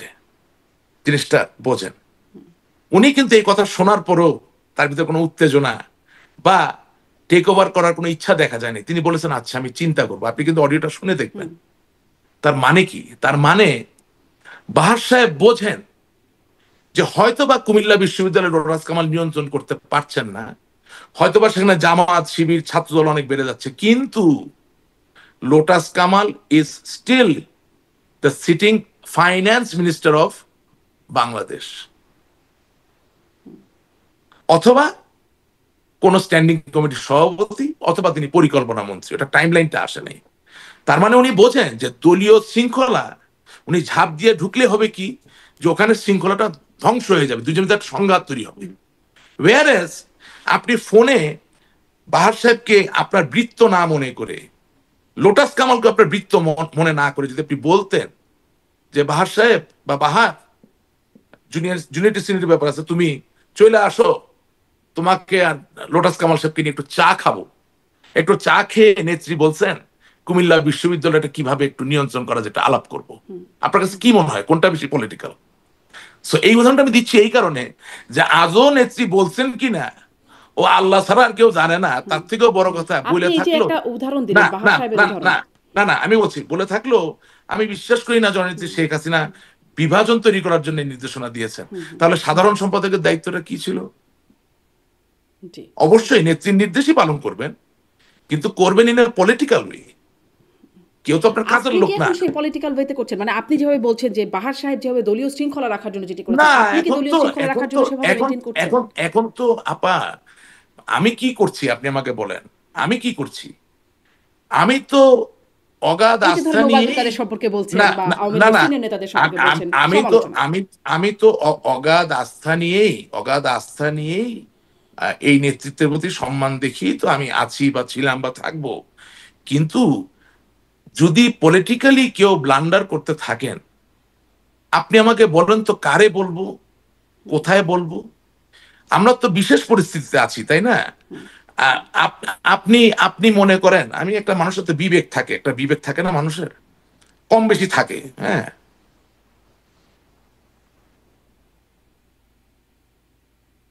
ওবায়দুল কাদের সাহেব আওয়ামী লীগকে ভালোবাসেন এই বিষয়ে কি আমার কোনো সন্দেহ আছে? নাই। উনি আওয়ামী লীগ করেন, করবেন, করতেন, ওনার ত্যাগ আছে, এই বিষয়ে কি আমার কোনো সন্দেহ আছে? বা ওনাকে কি আমি ওবায়দুল কাদের চাচা ছাড়া মানে অসম্মানিত ভাবে কোনো না বলি না, সব সম্মান দিয়ে কথা বলি। কিন্তু আমার প্রশ্নটা হচ্ছে উনি এই 15 মাসে যতগুলো ইন্টারভিউ দিলেন, আপনি একটা ইন্টারভিউতে যদি 100টা কমেন্ট পড়ে একটা পজিটিভ কমেন্ট দেখাইতে পারবেন ওনার পক্ষে? তাহলে বিবেকের কথাটা কেন বললাম, যে আপনি যে দলটাকে ভালোবাসেন, যে দলটার ভালো চান, আপনি যখন বক্তব্য দিচ্ছেন আপনার দলেরই তো কোনো নেতাকর্মী এবং আপনার দলের বিপক্ষের লোক উভয়ই দেখছে, তাদের মধ্যে কেউই আপনার পক্ষে একটা পজিটিভ কথা বলে না। তা আপনি কি একটু আপাতত আমি ধরে নিলাম আপনি চাণক্য, আমি ধরে নিলাম আপনি ম্যাকিয়াভেলি, আমি ধরে নিলাম আপনি শানসু, আমি ধরে নিলাম আপনি নেপোলিয়ান বনে, সব ধরে নিলাম, তারপরেও কি একটু সময়ের জন্য একটু ক্ষমা দেওয়া যায় না জাতিটারে? একটু থামা যায় না? আপনি কি মনে করেন এখন যে আওয়ামী লীগে আপনাদের বক্তব্য বলার মতো কোথাও কোনো জায়গা নাই? না না, আপনাকে বলি, আপনি আজকে জননেত্রী শেখ হাসিনা ইন্টারভিউর কথা বলছেন, আপনি কি ওবায়দুল কাদের সাহেবের কথার সাথে জননেত্রী শেখ হাসিনার কথার মিল পাচ্ছেন? কোন কথা? কোনো কথারই তো মিল নাই। আপনাদের তো কারোর কথার তো সাথে কারোর কথার মিল হ্যাঁ, হয় না। তার ভাইরা এক্স্যাক্টলি। তা আমি তাহলে এই কথাগুলো কেন বলছি? আমি বলছি কি, যে নেত্রী যদি দলের সভানেত্রী হন, উনি একা কথা বলুক। হুম, হুম। এবার একটু আমি আসি, আমি অন্যায় কি? শুনেন, এবার একটু আপনি একটু একটা মজার বিষয় দেখেন, একটা হুম, মজার বিষয় আমি আপনাকে ছোট ছোট বলি। জেডাই খান পান্না, আমাদের আওয়ামী যোদ্ধা যারা আছেন সাইবার ওয়ার্ল্ডে, হঠাৎ করে দেখলাম শুরুর দিকে জয় বাংলা জয় বাংলা, পান্না ভাই এগিয়ে যান, আমরা আছি আপনার সাথে, হ্যান ত্যান করলেন। এখন নেত্রীর আইনজীবী হতে যাচ্ছেন, এখন গালি মাইরা কিছু রাখতেছেন না। এক সময় দেখি ফজলুর রহমান সাহেব, বীর মুক্তিযোদ্ধা, বেগম খালেদা জিয়ার উপদেষ্টা, ফজলু ভাই এগিয়ে যান, ওনার বক্তৃতা আওয়ামী লীগের অফিসিয়াল পেজের মধ্যে, আশ্চর্য ঘটনা, হ্যাঁ, সবাই শেয়ার করতেছে। পান্না, এখন আবার দেখি ফজলু ভাই ফজলু পাগলা হয়ে গেছে। এই জন্য বলতেছি, রাশেক রহমান এগিয়ে যান, এখন রাশেক রহমানের 12টা বাজান, মানে যখন যারা যেভাবে লাগতেছে, বুঝলেন? আপনি একটা যে বুঝেন, আমি তো আমি তো স্মৃতিভ্রম আমার হয় নাই, আল্লাহ মানে ক্ষমা করুন। পলিটিশিয়ানের মানে, হ্যাঁ, পলিটিক্সের শেষ কথা বলে কিছু নেই, কিন্তু পলিটিশিয়ানের মানে এই না যে জীবনের শুরুতে যা বলছেন জীবনের শেষে গিয়ে আরেক কথা বলবেন। হ্যাঁ, মানে মানসিক ভাবে, মনোগত ভাবে চরিত্রহীন হওয়ার কোন সুযোগ রাজনীতিতে আছে কিনা আমি জানি না, ওই রাজনীতি আমি করতে চাই না। ঠিক আছে? আপনি একটা চিন্তা কিন্তু করেন তো, আপনার শোয়ের নিচেও আপ- যখন কমেন্ট আ- পড়ে তখন কিন্তু এই কমেন্ট পড়ে যে আওয়ামী লীগের সময়কালে আপনি তো সুবিধাভোগী ছিলেন, এখন এসে আপনি হ্যাঁ আওয়ামী হ্যাঁ লীগের হ্যাঁ, সমালোচনা আমি করছেন, ওইখানে আসতেছি, আমি এখন একটা চরিত্র একটা করে বদল আসবো। করছেন। আপনি খুব ভালো বলছেন, আমি একটা একটা বলে বইটা ভুলে যাবো, বইলে আসতেছি। খুব ধরেন সংক্ষেপে আর কাদের একটা প্রসঙ্গ আছে। হ্যাঁ, ধরেন কাদের সিদ্দিকী সাহেব, আমি নিজে চোখে দেখতেছি উনি শেখ হাসিনার গালি মাইরা 12টা বাজায় দিতেছে, হ্যাঁ, অনশন করতেছেন। উনি আবার বলতেছেন শেখ হাসিনা জীবনে দেশে ফিরতে পারবে না, হ্যান করছে ত্যান করছে। আবার এখন দেখি আরেক কথা বলতেছে। এখন ওনার যেমন ইচ্ছা তেমন উনি বলতেই পারেন, এটা ওনার ইচ্ছা, ওনার শরীর, ওনার মন, ওনার মুখ, ওনার বয়স। কিন্তু আমার কথা হইল, আওয়ামী লীগের যোদ্ধারা কেন দোলনার মতো একবার এখানে একবার ওখানে এই জায়গায় যাবে? এবার আমি একটু আপনি কি প্রশ্ন মনে করি, করেন না, আপনার আপনি বক্তব্যের কি জায়গাটা মনে করেন স্পষ্ট, না কেন আমাদের আওয়ামী লীগের নেতাকর্মীরা দোলনার হ্যাঁ, মতো এখান থেকে ওখানে যাবেন? মানে কেন আমি যাবে? একদম একদম মানে আপনাদের সর্বোচ্চ নেতা শেখ হাসিনা, তাকে আমরা বলতে শুনেছি একদম ক্ষমতা পতনের আগে, মানে সরকার পতনের আগে বহুবার শুনেছি যে এই আমেরিকা বা ডিপ স্টেট যুক্তরাষ্ট্র, তারা চাইছে সেন্ট মার্টিন দ্বীপ, তারা চাইছে ঘাঁটি স্ট্যাবলিশ করতে, যদি সেটা দিতে দেওয়া হয় তাহলে ক্ষমতায় থাকতে কোনো সমস্যা হবে না। ক্ষমতা যাওয়ার আগে বলেছেন, 5ই আগস্টের পরেও বলেছেন যে যদি এটা দিয়ে দিতাম তাহলে আমার ক্ষমতায় থাকতে কোনো সমস্যা হতো না। কিন্তু এখন এই সাক্ষাৎকারে তিনি বলছেন যে বিশ্বাস করবার মতো কোনো কারণ নাই যেটি আসলে বিদেশি বিদেশি কোনো প্রভাব আছে, বিদেশি শক্তির প্রভাবের কোনো প্রমাণ তিনি দেখেন নাই, বিশ্বাসযোগ্য প্রমাণ তিনি পান নাই।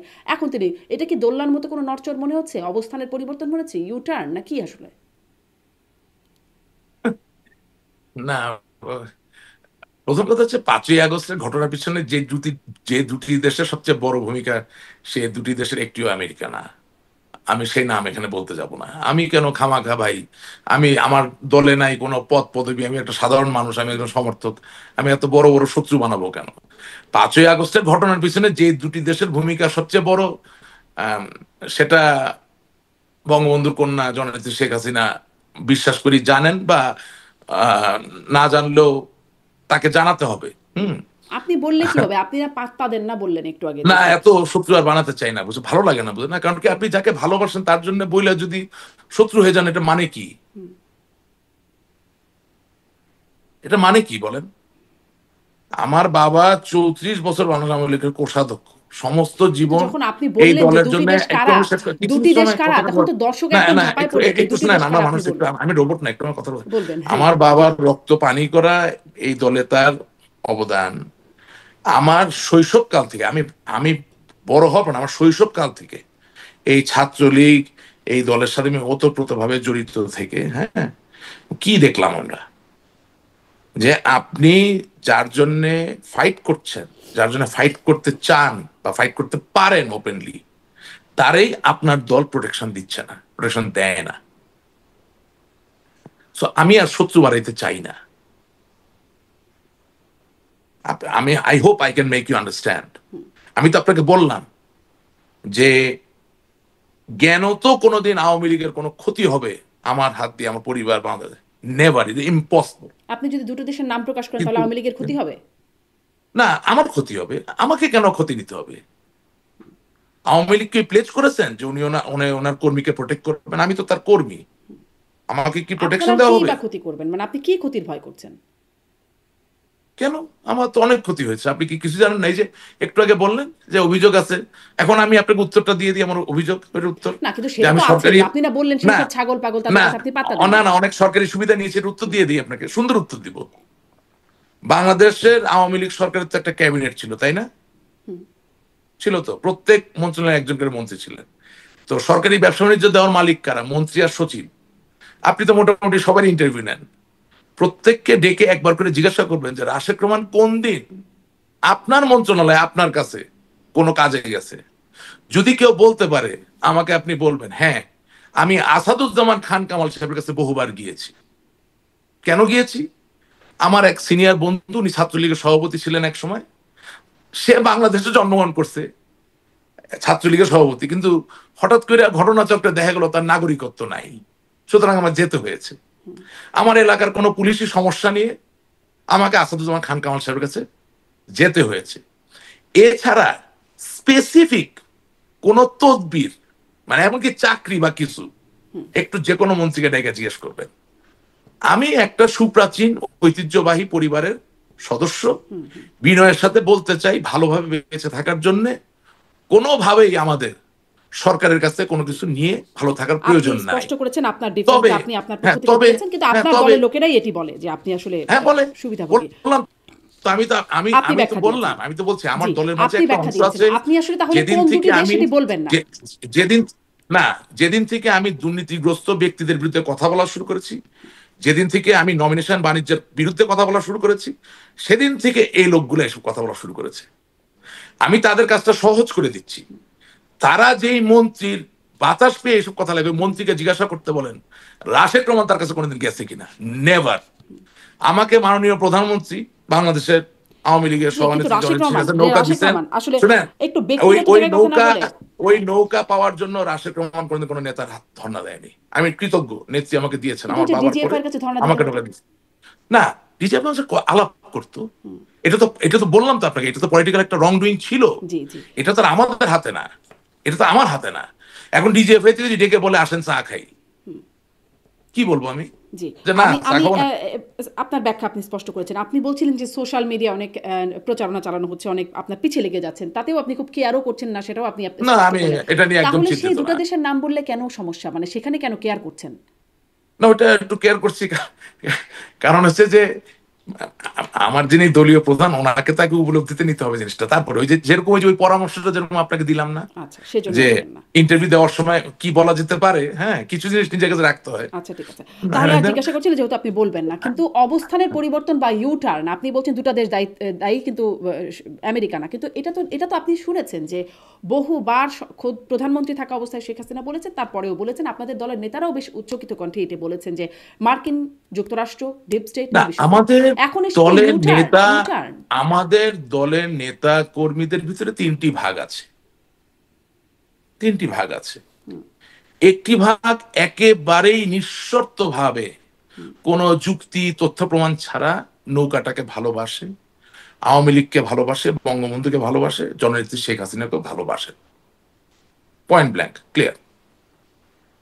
আরেকটি ভাগ আছে 15 বছরে একটি বিশাল বড় দুষ্টু চক্র আওয়ামী লীগের ক্ষমতার আস্বাদ বা এর যে মধু সেটা পেয়েছে, এবং স্বাভাবিকভাবেই সম্প্রসারিতভাবে এই মধু পাওয়ার কারণে তারা এখন নতুন করে অন্য কোনো জায়গায় জায়গা না করে করে ফেলতে পারার কারণেই এখানে থেকেই তারা স্বপ্ন দেখছে যদি আমরা ফিরে এসে আবার নতুন করে মধু খেতে পারি। তাই যারা এই মধু খাওয়ার বিরুদ্ধে কথা বলে তাদের বিরুদ্ধে তারা কথা বলে, এটা একটা অংশ। আর আরেকটা অংশ উপরে যেটা আছে সেটা হচ্ছে অ্যাবসলিউটলি ইমেচিওর একটা পলিটিক্যাল এজেন্সি দাঁড়ায় গেছে, বুঝলেন না? আপনি মনে করেন আওয়ামী লীগের বিজয়ের সময়গুলো দেখবেন, আওয়ামী লীগের বিজয় হয়েছে আহ সৈয়দ আশরাফ সাহেব, আওয়ামী লীগের বিজয় হয়েছে আব্দুল জলিল সাহেব, আওয়ামী লীগের বিজয় হয়েছে আমাদের প্রয়াত রাষ্ট্রপতি জিল্লুর রহমান সাহেব যখন সাধারণ সম্পাদকের দায়িত্বে ছিলেন, হ্যাঁ এইসব লোকের হাত ধরে। সুতরাং আর যা আপনি দেখতেছেন এরা তো আর জনগণের খুশিতে বা জনগণের ব্লেসিং এ হন নাই। ওনারা একটা 15 বছরের একটা ভ্রান্ত একটা আইডিয়া, একটা মডেলের মধ্যে দিয়ে বড় বড় নেতা হয়ে গেছেন। ছাইরা দেন, দেখেন 2 মিনিট টিকতে পারবে না। আমি তো বললাম আওয়ামী লীগের অনেক বড় বড় নেতারা আমার সাথে দিয়ে দেন না একটা ভোটে, এখন দেখেন কয়টা ভোট পায়। আমি টামি ভোট তো আর এটার আসল ধারক বাহক হইতে পারে না। লেটস টেক এ স্ট্যাটিস্টিক্স, নিলে বাইরে যাবে, কোথাও টিকতে পারবে না, এটা বাস্তবতা। নিজের ঘরেও টিকতে পারবে না, কারণ মানুষ তো ভালো না, তো ঘরে টিকবে কিভাবে? আর তার থেকে বড় কথা কি, দেখেন আমরা কতগুলো কথা বলার চেষ্টা করি। নানক ভাই যুবলীগ ছাত্রলীগ সবকিছু করে দলকে ভালোবাসেন, ত্যাগী মানুষ, কোনো সন্দেহ নাই, দলকে ভালোবাসেন, কোনো সন্দেহ নাই। কিন্তু আপনি একদিকে মার্কিন যুক্তরাষ্ট্রকে দায়ী করলেন, আবার বলতেছেন এখন করতেছেন না। আরেকদিকে মার্কিন যুক্তরাষ্ট্রের রাষ্ট্রদূত মার্শা বার্নিকেটের গাড়িতে হামলা করার মামলার আপনি 1 নম্বর আসামি হিসেবে আছেন। সেই অবস্থায় যখন আপনি আন্দোলনের ডাক দিচ্ছেন, মার্কিনীদের যদি আপনার প্রয়োজন হয়, তাহলে আপনাকে চিন্তা করতে হবে যে এটার প্রভাব কি পড়বে। এখন এটা বুঝায় বলার সুযোগ তো আমার নাই, কারণ ডোনাল্ড ট্রাম্পের কাছে Marcia Bernicat was appointed by the Democrat government, then doesn't matter, because once you are a US ambassador you bear the flag of United States of America. So Benghazi হোক, ত্রিপলি হোক, Algiers হোক, ঢাকা হোক, দিল্লি হোক, wherever, if a US ambassador is attacked এবং ওই ব্যাপারটা যদি resolve না হয়, না কইরা আপনি তারে দিয়ে যদি বারবার আন্দোলন ডাকতে থাকেন, এটা তো গোপনে প্রতিবেদন চলে যাচ্ছে স্টেট ডিপার্টমেন্ট থেকে। তাহলে মার্কিনীদেরকে আপনি পক্ষে আনার কাজটা কিভাবে করতেছেন? এখন কি আমি কিন্তু এই অবস্থান পরিবর্তনটা পক্ষে আনার জন্য কাজ করা বলছেন, হতে পারে নাকি? উচিত, দরকার, অবশ্যই। আপনি বৈশ্বিক পরিবর্তন এবং বাংলাদেশের সেনাবাহিনীতে তাদের পরিবর্তন ওই না আনলে বক্তব্যগুলো ফিরবেন একদম কিভাবে? খোদ শেখ হাসিনা হ্যাঁ, থেকে শুরু করে বাকিদের যে বক্তব্য, সেটাও তো রেকর্ডেড। গেলাম না, না মানে শুনেন, আটলান্টিক পার শুনেন, হয়ে না গেলে কি হবে, না না যাবে আসবে, না এমন না, বক্তব্য এসেছে। হ্যাঁ হ্যাঁ, না না, ওটা ঠিক আছে, ওটা শুনেন, ওটা আপনাকে বলি যে সিরিয়ার যে এখন একটি ইয়ে সংকেত, নাম কি, সিরিয়ার ওনার নাম কি জানি, নামটা ভুলে গেছি আমি আসলে। হলো মানে ওই যে যে এখন, পদচ্যুত হলেন হ্যাঁ, না না, বাশার। পদচ্যুত না, আসাদ না, বাশার আসাদের পরে যে আচ্ছা, যে মার্কিন হ্যাঁ হ্যাঁ যুক্তরাষ্ট্রের মোস্ট ওয়ান্টেড ছিল, হ্যাঁ হ্যাঁ হ্যাঁ, আমিও বুঝতে সেও তো পারছি। এখন মার্কিনীদের সাথে বসতেছে না, তালেবানরাও তো বসতেছে। হ্যাঁ, অনেক কিছু পরিবর্তিত হয়, হবে না কেন, কিন্তু সবসময় গ্যাম্বল তো করা যাবে না। মাঝে মাঝে এই যেমন ধরেন আপনাকে আমি বলি এইভাবে, যে যারা আমাদের বিরুদ্ধে, যারা যারা আমাদের যারা যারা আপনি আমার কথা শুনতে আমি শুনতে পাচ্ছেন? পাচ্ছি, জি। হ্যালো, আমি কিন্তু শুনতে আপনি শুনতে পাচ্ছি, পাচ্ছেন? জি জি হ্যাঁ, পাচ্ছি। যারা আমাদের বিরুদ্ধে, তারা দেখেন, হ্যাঁ, যারা আমাদের বিরুদ্ধে তারা এখন কি করছে আপনি দেখেন, তারা গ্রামীণ ব্যাংকে ককটেল মারছে বা পেট্রোল বোমা মারছে। ওরা কিন্তু আমাদের বিরুদ্ধে, আমাদের দলের না। কেন মারছে বলেন তো? কারণ নোবেল প্রাইজটা তো ডক্টর ইউনূস একা পায় নাই, ডক্টর ইউনূস এবং গ্রামীণ ব্যাংক যৌথভাবে নোবেল প্রাইজ পেয়েছে। এখন ডক্টর ইউনূস যেদিন বাংলাদেশের চিফ অ্যাডভাইজার হলেন, তিনি শতপ্রণোদিত ভাবে মেনে নিলেন যে রাজনীতিতে তিনি প্রবেশ করেছেন। এখন রাজনৈতিক প্রতিপক্ষ তাকে গালি দিতে পারে, তার ব্যাপারে প্রতিবাদ করতে পারে, আন্দোলন করতে পারে, কিন্তু গ্রামীণ ব্যাংক তো একটা ইনস্টিটিউশন, ও তো জড়ো, তার তো কোনো প্রাণ নাই, এবং বিদেশের চোখে এটা হচ্ছে গরিবের সংগঠন এবং কি নোবেল প্রাইজ পাওয়া সংগঠন। তো যখন আমাদের শত্রুরা চালাকি করে করতেছে কি, আওয়ামী লীগের নাম দিয়া গ্রামীণ ব্যাংকের মধ্যে হামলা করে দিচ্ছে, কইরা তারাই আবার গোপনে ছবি, গোপন প্রতিবেদন বানায় ইউরোপের বিভিন্ন জায়গায় পাঠাচ্ছে, দেখো আওয়ামী লীগ ইজ ইনফ্লিক্টিং, ওই যে ওয়ার্ডটা inflicting, harm on an institution which is called Grameen Bank, which is actually for the poverty-stricken people of Bangladesh. So আমাদের কিন্তু চিন্তা করতে হবে যে আমরা যাতে কোনো ফাঁদে না পড়ি, আমরা কিন্তু বিভিন্ন ফাঁদে পড়তেছি। এরকম ভাবে ফাঁদ কি আপনারাও পাততেন যখন ওই যে 14-13-14-তে যখন মানে আগুন সন্ত্রাস না, সেটা সেটা না বোধহয়, আমি এটা বিশ্বাস করতে চাই না, মনে হয় না, এটা আমি জানি না এভাবে, বাট মনে হয় না।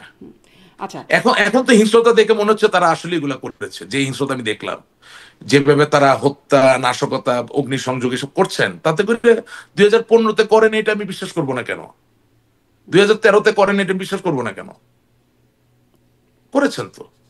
জি। এখন আমাদের হ্যান্ডলিংটা ভুল ছিল, হ্যান্ডলিংটা ঠিক ছিল না। 2013 সালে যে বাসে আগুন দিচ্ছে তার আমি বিচার করতে পারলাম না 2024 সাল পর্যন্ত। বিশ্বাস করে আমার কাছে ক্ষমতা আপনি বলছেন থাকতো, যে তখনও আপনারা করেন নাই, এখনো আপনারা করছেন না। বলতেছি তো, আমার যে ক্ষমতা থাকতো, যেই পিপি সাহেব ওই ওই ওই মামলাকে কাজে লাগায় নিজের ঘর বাড়ি বানাইছে, টাকা পয়সা ঘুষ খাইছে, আমি তার চাপ খাইতাম ধইরা। কারণ তুমি শত শত লোককে বিচার না দিয়া ঝুলাই রাখছো, ঝুলাই রেখে ওখান থেকে টাকা ইনকাম করছো, আর মাঝখান দিয়ে আওয়ামী লীগের পরে মানুষের রাগ বাড়ছে।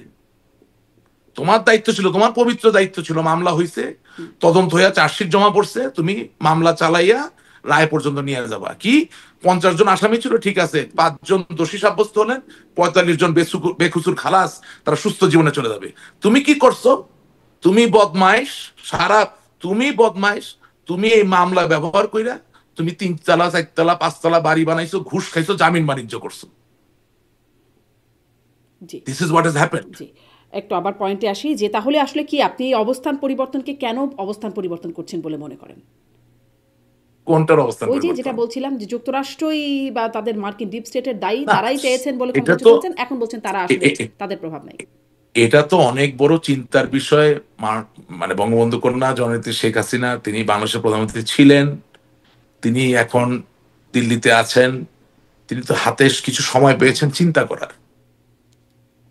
মানে আপনার রেট্রোস্পেকটিভ যেই চিন্তা ভাবনা বা এটাকে বলে আপনার মানে মানুষের মনের একটা বিরাট বড় সক্ষমতা আছে, এটা আল্লাহ তাআলা দিচ্ছেন। We can operate like a time machine. Physically, we may not be able to travel through time, but if we close our eyes and if we think, then we can operate like a time machine. We can go far behind, we can go to the past, we can remain in the present, and also we can contemplate about the future. হ্যাঁ, খুব realistic কিছু model মানুষের মাথায় ভবিষ্যতে তৈরি করা যেতে পারে।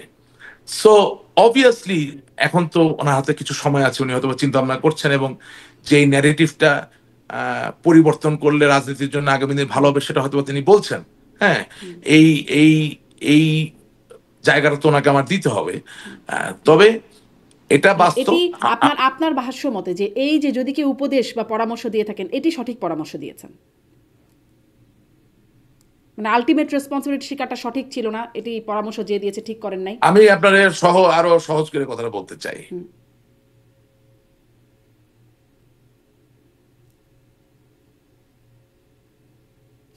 বলেন। হ্যাঁ, এটা চিন্তা করে বলতে হবে, কোনো আজে বাজে কথা বলা যাবে না, মানে গুরুত্বপূর্ণ কথা বলতে হবে। সেটা হচ্ছে যে আপনি যখন কারো অভিভাবক, তখন আপনি পারেন বলেই করবেন এটা হতে পারে না। আপনি পারেন কিন্তু আপনি করবেন না। আপনি বলতে পারেন কিন্তু বলবেন না, এই জায়গাটায় থাকতে হবে। যদি এখনকার বক্তব্য ওরকম হয়ে থাকে তাহলে ভালো, কাজে লাগবে। আগের বক্তব্যটা ভুল ছিল। কারণ হ্যাঁ, কারণ 15 মাসে প্রতিটা ন্যারেটিভ তো মিথ্যা প্রমাণিত হয়েছে, কোনটাই তো আমরা দাঁড়া করাতে পারিনি। 15 মাসে যতগুলো ন্যারেটিভ সাইবার ওয়ার্ল্ডে এসেছে, আমাদের তো এখন আসলে অন গ্রাউন্ড ওইভাবে অবস্থান নাই এখনো। হ্যাঁ, 15 মাসে যতগুলো ন্যারেটিভ এসেছে প্রত্যেকটাই ভুল তাহলে প্রমাণিত রাশিদ হয়েছে। রহমান, এগুলো কি ন্যারেটিভ নাকি ফ্যাক্ট? না, ন্যারেটিভ, এগুলো ফ্যাক্ট না। ফ্যাক্টকে তো আপনি মানে ইউ ওইটা ক্যানট তাহলে রিয়েলি, ফ্যাক্ট না যে সেন্ট মার্টিন দিলে বা ঘাটিগাড়তে দিলে তিনি ক্ষমতায় থাকতে পারতেন, ওটাও একটা ন্যারেটিভ ছিল, এখনো একটা ন্যারেটিভ। আচ্ছা ভাই, সেন্ট মার্টিনে আপনি ঘাটিটা কেমনে বানাবেন? সেটা আমি জানি না, সেটা সেন্ট মার্টিনে, আপনাদের বলতে আচ্ছা হবে। আমি বলি, সেন্ট মার্টিনের সাইজ কি, আর ওখানে সমুদ্রের নাব্যতা কি, ওখানে কি ট্রাফিক জোন, এগুলো এটা কিভাবে আপনি কি ঘাটিটা বানাবেন? বলতো একটা ঘাটির থেকে তো কিছু একটা করতে পারতে হবে, তাই না? তা আপনি যখন ইন্টারকন্টিনেন্টাল ব্যালিস্টিক মিসাইল নিয়ে আসবেন এই জায়গায় বসানোর জন্য, আপনার যেই ড্রাফটের জাহাজ আসবে, এটা কি, এটা এই আলাপটা এটা আমরা কেন করতে যাব? মানে এটা করতে যাবেন না, এটা করা হয়ে গেছে ইতোমধ্যে। না, সেখান মানে থেকে হ্যাঁ, মানে বলছি যে what good is Saint Martin for except ecotourism? Ecotourism ছাড়া সেন্ট মার্টিন আর কিসের জন্য ভালো? তাহলে আমি এক লাইনে শুনি, তাহলে সেই ন্যারেটিভটা ভুল ছিল না, এখনকার ন্যারেটিভটা ভুল, না কোনটা সঠিক সেটা একটাই, আমি বলবো একটাই ন্যারেটিভ সত্য। সেটা বাংলার জনগণ, বাংলার জনগণ, বাংলার জনগণ, বাংলার জনগণ আপনার সাথে থাকলে আপনার কাউকে লাগবে না, একটাই ন্যারেটিভ সত্য। না, কিন্তু দুটা ন্যারেটিভ শুনে আপনাদের কাছ থেকে আসছে বা অনেকে সর্বোচ্চ আছে মহল থেকে আসছে রাশিদ বক্তব্য দেয়, রহমান, দুটো অনেকে ন্যারেটিভ। না এই না দুটো আমি বলি ন্যারেটিভ অনেকে কন্ট্রাডিক্টরি, কোনটা ঠিক? শুনেন শুনেন অনেকে আছে বা বলে যে 1969 সালের আগরতলা ষড়যন্ত্র মামলায় যেরকম বঙ্গবন্ধুকে বের করে নিয়ে আসা হয়েছিল, ঠিক একইভাবে আমরা একই কাজ করব। হ্যাঁ, তা আমি সেই জায়গায় বলি যে আপনারা এই কাজটা কেন করতেছেন? বঙ্গবন্ধুর জায়গাটার সাথে আপনি কেন এখানে নিয়ে আসতেছেন? বঙ্গবন্ধুর যে আওয়ামী পরিষদ ছিল তার বিরুদ্ধে তো দুর্নীতির কোনো অভিযোগ ছিল না। কিন্তু আমার সেখানে প্রশ্নটা এখানে জেলের তালা করছিলাম যে ভেঙে, কোন ন্যারেটিভটা ঠিক না আপনার মনে হয়? না আমি বলি যে সেখানে জেলের তালা ভেঙে ওনাকে বের করে নিয়ে আসবে, এটা তো স্বাভাবিক। জননেত্রী শেখ হাসিনাকে হয়তো ফিরিয়ে আনবে, কিন্তু তার আশেপাশে যেগুলো আছে ধরেন, যেগুলাকে নিয়ে এই সমস্যা তৈরি হয়েছে, তাদেরকে নিয়ে তো আপনি কোনো ঘটনা ঘটাতে পারছেন না, এটা তো বাস্তবতা। হ্যাঁ, তো এখন ঘটনা হচ্ছে যে সবই তো একটা ন্যারেটিভ, এটাও তো একটা ন্যারেটিভ যে আমি 1969 সালের মতো একটা বিপ্লব ঘটায় ফেলবো। ওয়ারেজ আপনি যদি এভাবে চিন্তা করেন, আপনি যেভাবে চিন্তা করেন একেবারে নির্মোহ বিশ্লেষণে আপনি যদি যান, তাহলে দেলোয়ার হোসেন সাঈদী যুদ্ধ অপরাধী, তার যখন বিচার হইলো, রায় হইলো, তার তো মৃত্যুদণ্ড দেওয়া হয়নি, তাকে যাবজ্জীবন কারাদণ্ড দেওয়া হয়েছিল। সেই রায় হওয়ার পরে 130 জন লোক দেখলাম পুলিশ আর বিজিবির সামনে দাঁড়ায়া আত্মাহুতি দিল, মানে নিজেরা গুলি খেয়ে মারা গেল। ওরকম একটা মামলার আবার আমিও আসামি। আমি নাকি 2013 সালে জামাতের শিবিরের কোন নেতা না কর্মীকে গুলি করছে। আশ্চর্য সব ঘটনা। হ্যাঁ, ওই দেলোয়ার হোসেন সাঈদীর রায়ের সময় যে চাঁদে যে দেখেন না এরকম। তো তাইলে আপনি যে 13 নভেম্বর ডাকলেন, কার সাথে আলাপ আলোচনা করে আপনি নভেম্বর মাসে ডাকলেন? নভেম্বরের 13 তারিখে না ডেকে আপনি 17 তারিখেই ডাকতেন। দেলোয়ার হোসেন সাঈদীর ক্ষেত্রে 130 জন প্রাণ দিল। তা আমার নেত্রীর ব্যাপারে আপনি যখন আন্দোলন ডাকতেছেন, তাহলে একটা লোকের পা ভাঙার গল্প তো আমি এখনো ঘটনা শুনতে পারি নাই। তার মানে কি যে আপনার উচিত ছিল 7 দিন 10 দিন ধরে একটা জিনিস না টেনে একদিনেই এমন প্রতিবাদ করবেন। প্রতিবাদ শব্দটা হচ্ছে প্রতিবাদ, যেটা বাংলার প্রতিটা ঘরে ঘরে চলে যাবে। 13 তারিখের কর্মসূচি কিন্তু সফল। মানুষ স্বতঃস্ফূর্ত ভাবেই কিন্তু তারা নিজেদেরকে ঘরে রেখেছিল। কিন্তু প্রশ্ন হচ্ছে যে আমি 13 তারিখে না করে আমি 17তে করব, নাকি 11তে করবো, না 12তে করবো, না 14তে করবো। এবং আপনার এই অনুষ্ঠানে আমি এর আগে একটা কথা বলেছিলাম, একজন ভালো জেনারেল শুধু যুদ্ধে জয়ী হন না, একজন ভালো জেনারেল যুদ্ধে যাওয়ার পরে তার প্রাণ প্রিয় সৈনিক ভাইরা যাতে অকাতরে প্রাণ না দেয় সেটাও নিশ্চিত করার চেষ্টা করেন। তার মানে এটা নিশ্চিত করার শব্দটার নাম হচ্ছে ইংরেজিতে বলে আমি এই স্ট্র্যাটেজি, এই প্রসঙ্গেই তাহলে একটু আসি। বাংলা আপনি হচ্ছে কৌশল। কর্মসূচির কথা বলছেন, এই প্রসঙ্গেই আসি, যদিও আমি সেই প্রশ্নের উত্তর পেলাম না। যুক্তরাষ্ট্রের তৎপরতায় আওয়ামী লীগের পতন, এই ন্যারেটিভ ঠিক, নাকি যুক্তরাষ্ট্র বা বিদেশি শক্তির না কোনো এটা প্রভাব ঠিক নাই না, এই ন্যারেটিভ ঠিক? কোনটা না এটা ঠিক না, কোনটা ঠিক? কোনটা এটা ঠিক? ঠিক না। কোনটা ঠিক? জনগণ আমাদের বিপক্ষে চলে গেছিল। হ্যাঁ, মানে যুক্তরাষ্ট্রের তৎপরতাই আসলে এটা, মানে যুক্তরাষ্ট্রের সংশ্লিষ্টতা সেটি আসলে নাই। যুক্তরাষ্ট্র কিভাবে সারা দেশের মানুষকে আমার বিপক্ষে নেবে? না, আমি আসলে প্রশ্ন, আমি আপনার যুক্তরাষ্ট্র তো হুডিনি না, জুয়েলাইস না, আচ্ছা, তার মানে বর্তমানে যেই ন্যারেটিভটা পিসি দিচ্ছেন সরকার না। হ্যাঁ, সাবেক প্রধানমন্ত্রী, সেটি ঠিক? জনগণ আমাদের বিপক্ষে চলে গেছে। সহজ করে বলেন না। বর্তমানে যেটা আমি বলছেন খুব সেটা সহজ ঠিক, করে না উত্তর আগে দিচ্ছি। যেটা বলেছেন সেটা ঠিক? 5ই আগস্ট জনগণ আমাদের বিপক্ষে ছিল। আচ্ছা, ঠিক আছে, বুঝলাম যে এই বিষয়টা আপনি বলবেন না আর। একটু আসি যে আপনি কর্মসূচিগুলোর কথা বলছিলেন, সামনেও বলছেন যে সাবেক প্রধানমন্ত্রী পুত্র সজীব অজিত তিনি বলছেন যে যদি নির্বাচনে অংশগ্রহণ করতে না দেওয়া হয়, যদি ব্যান না তুলে নেওয়া হয়, তাহলে সামনে কর্মীরা আরো সহিংস হতে পারে, এরকম একটা বার্তা বা হুমকি তিনি দিয়েছেন। আপনি এটিকে কিভাবে দেখেন? না, আপনাকে তো সবসময়, ওনার সাথে তো আমার এই বিষয়ে কোনো দ্বিমত নাই। আপনাকে তো আমি সবসময় বলেছি যে আহ, যে বাংলাদেশের রাজনীতিতে ভারসাম্য থাকতে গেলে আওয়ামী লীগকে লাগবে। সেটা আওয়ামী লীগ বিরোধী দলই হোক আর সরকারেই থাকুক। এত বৃহৎ একটা অংশকে বাদ দিয়ে আসলে কোনো নির্বাচন আহ, সঠিক হয়েছে এটা মেনে নেওয়ার কোনো বলারও কোনো কারণ নাই। তবে আমি বর্তমান পরিস্থিতিতে যা বুঝি যে ওরা আমাদেরকে নির্বাচন করতে দেবে না, এবং আমরা নির্বাচন প্রতিহত করার চেষ্টা নিশ্চয়ই করব, এবং এর বিরুদ্ধে তো আন্দোলন করার চেষ্টা করা হচ্ছে, সবই করা হচ্ছে, কিন্তু নির্বাচনটাও হবে। তবে এতটুকু বলতে পারি যে 5ই আগস্টের যে প্রতিশ্রুতি দিয়ে এই শক্তি আজ এই জায়গায় এসেছে, তারা নির্বাচনটা করার পরে বাংলার মানুষকে একটু দেখাক যে তারা কতটা বৈষম্যহীন বাংলাদেশ বানাইতে পারে। এটা আমি দেখতে চাই। আমি দেখতে চাই এই কারণে যে আমি মানুষের নাগরিক। যে কোনো অবস্থায় বাংলাদেশ যদি ভালো হয়, আমি নিজে সেটা না করতে পারলেও আমার মনে কোনো ক্ষেত থাকবে না। সুতরাং আমি দেখতে চাই যে 5ই আগস্টের যে প্রতিশ্রুতির উপরে এবং এই 1400 ছেলে মেয়ের রক্তের উপরে যারা এখন ক্ষমতায় যাওয়ার আশা করছে বা চিন্তা করছে, তারা আসলে শেষ পর্যন্ত কি করে, এটা একটু আমাদের দেখা দরকার। কারণ এটা ঠিক যে বাংলাদেশের রাজনীতির যে প্যারাডাইম, এই প্যারাডাইমে শিফট হয়ে গেছে, বিশাল শিফট। আপনি বাংলাদেশের রাজনীতি এখন 70, 80, 90 বছর বয়সের লোকদেরকে দিয়ে করতে পারবেন না। কারণ জেনজির কথা বলার ভাষা পরিবর্তিত, হ্যাঁ, জেনজির চিন্তা ভাবনার জায়গাটা সম্পূর্ণভাবে পরিবর্তিত। সেখানে আমার দাদা বা নানার সমান বয়স্ক একজন লোক এসে কি বলবে, কি শুনবে, কি বুঝাবে, হ্যাঁ, এটা চিন্তা করার বিষয় থেকে যায়, ঠিক আছে না? হ্যাঁ, এবং এবং সবচেয়ে বড় যে জিনিসটা সেটা হচ্ছে মানুষের উপলব্ধি যেটা আসছে এখন আস্তে আস্তে, যে আসলে ওরা আমাদেরকে যে প্রতিশ্রুতি দিয়েছিল ওগুলো মিথ্যা হয়তোবা, সেই জায়গাটা আমরা যেতে পারছি না। কারণ আমাদের দলের আবার কিছু বড় বড় নেতা আছে বলতেছে যে 5ই আগস্টে তো জনগণ আসে নাই, শুধু জামাত শিবির আসছিল।